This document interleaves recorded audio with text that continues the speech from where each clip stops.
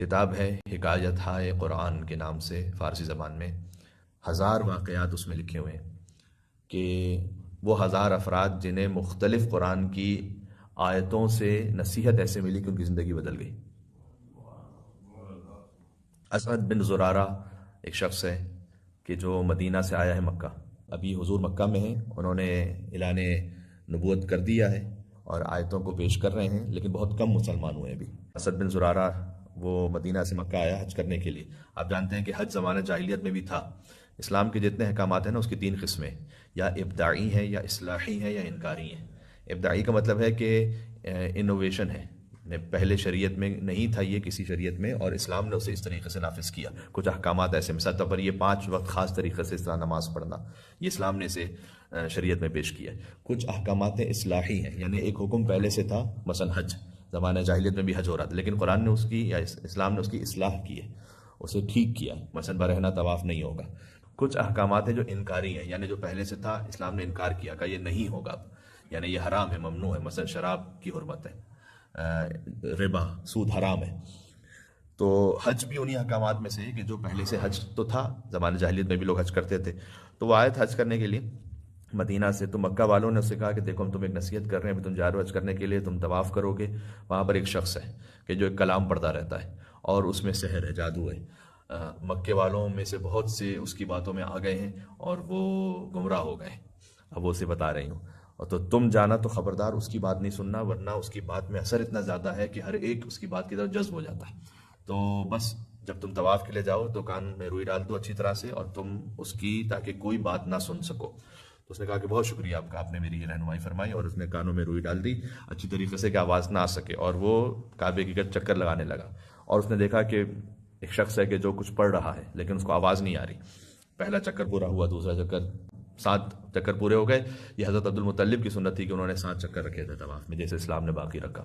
تو بہرحال اس نے اپنے دل میں سوچا کہ میں بھی عجیب بیوقوف آدمی ہوں کہ میں مدینہ سے مکہ آیا ہوں، اور کچھ لوگوں کے کہنے پر کان میں اپنی روئی ڈال کر اس کی بات ہی نہیں سننا چاہتا، سن تو لو کہ شاید کوئی اچھی بات ہو۔ تو اس نے کان سے روئی نکالی، کیونکہ اس زمانے میں جو کمیونیکیشن کا سسٹم تھا وہ تو یہی ہوتا تھا نا کہ جب مدینہ والے مجھ سے پوچھیں گے، میں مکہ سے واپس جاؤں گا، کہ تم نے کیا دیکھا مکہ میں، تو میں کیا کہوں گا کہ ایک شخص تھا کہ جو کچھ کہہ رہا تھا اور میں نے کان میں روئی ڈالی تھی اور میں نے سنا بھی نہیں کہ کیا کہا اس نے۔ تو لوگ کہیں گے اس نے سن تو لیتے کہ کیا کہا تھا۔ تو اس نے اس نیت سے روئی نکالی۔ حضور مکرم اس وقت سورہ انعام کی آیتوں کی تلاوت کر رہے تھے، آیت نمبر 150 اور 151، 10 کمانڈمنٹس، جو کہ توریت اور انجیل میں بھی جس کا ذکر ہے، جس میں ہے کہ شرک نہ کرو، والدین کا احترام کرو، اپنی اولاد کو قتل نہ کرو، عدالت کے ساتھ پیش آؤ۔ تو وہ ان آیتوں کو سن رہا تھا۔ آپ دیکھیے گا 10 کمانڈمنٹس آپ کو ملے گا سورہ انعام آیت نمبر 150 151۔ اس نے کہا کہ اس میں کون سی ایسی بات ہے کہ جو بری بات ہے، یہ تو بہت اچھی باتیں کر رہا ہے یہ شخص۔ تو جا کے کہا کہ آپ کون ہیں؟ کہا میں محمد ابن عبداللہ ہوں صلی اللہ علیہ وآلہ وسلم، اللہم صلی علی محمد وعلی محمد، اللہ کی جانب سے بھیجا ہوا نبی ہوں۔ کہا اچھا میں آپ کے ہاتھ پہ کلمہ پڑھ سکتا ہوں؟ کہا بسم اللہ۔ شہادتین اس نے پڑھی، اشہدو ان لا الہ الا اللہ واشہدو ان محمد رسول اللہ، مسلمان ہو گیا۔ واپس گیا مدینہ۔ مدینہ جا کے بتلایا اس نے کہ میں نے کیمیا دریافت کیا، ایک شخص کے جس کے پاس اللہ کی جانب سے یہ وحی ہے۔ 72 لوگوں کو خود مسلمان کیا، 72 لوگوں کو یعنی لے کر آیا حضور کے پاس۔ اگلے سال جو ہے وہ پیمان عقبہ ہوا، حضور کے ساتھ انہوں نے پیمان کیا کہ جب آپ آئیں گے ہمارے پاس تو ہم آپ کی حفاظت بھی کریں گے اور آپ کی میزبانی کریں گے۔ حضور مکرم اس کے بعد گئے مدینہ، ہجرت فرمائی حضور نے، مدینہ مسلمان ہوا، اس کے بعد سارا مکہ مسلمان ہوا، اس کے بعد اسلام پھیلتا گیا۔ یہ سب کا سب تھا مسجد الحرام کے قریب سورہ انعام کی ان 2 آیتوں کو سننے کی وجہ سے۔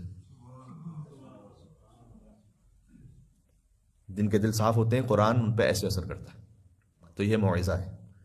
پہلی صفت کیا ہے؟ یا ایھا الناس قد جاءتکم موعظۃ من ربکم، اللہ کی جانب سے ایک نصیحت آئی ہے۔ ہم کتنے آج کل ایک بڑا ٹرینڈ بھی چل نکلا کہ موٹیویشنل اسپیکرز کو سنیں گے، اور آپ ان کی باتوں کو سنیے تو آپ کو بہت کچھ اس کے ٹریسز قرآن میں، نہج البلاغہ میں، ائمہ الاسلام کے فرمان میں ملیں گے کہ جو ہمیں مفت میں چونکہ ملا ہوا اس لیے قدر نہیں ہے۔